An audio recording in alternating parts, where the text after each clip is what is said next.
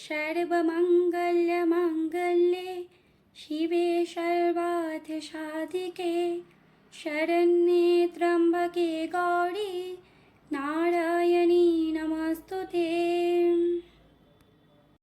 আজ নবরাত্রির নবমী দিন, আর আমাদের ঘরে আজ মা দুর্গা দেবী নবরূপে আবির্ভূত হয়েছেন। নবরাত্রি চলাকালীন আমরা মা দুর্গা দেবীকে নবরূপে পুজো করে থাকি।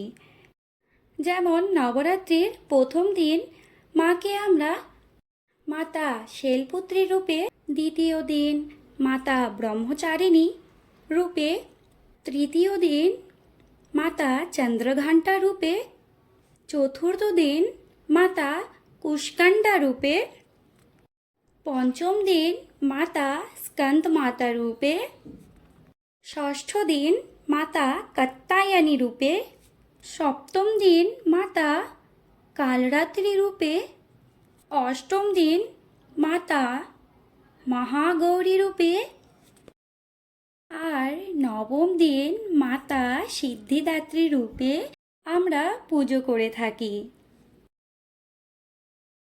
আর বাস্তব জীবনে মাকে আমরা কখনো কন্যা রূপে, কখনো বোন রূপে, কখনো স্ত্রী রূপে, আর কখনো মা রূপে, অর্থাৎ প্রতিটি নারীর মধ্যে মায়ের বাসস্থান রয়েছে।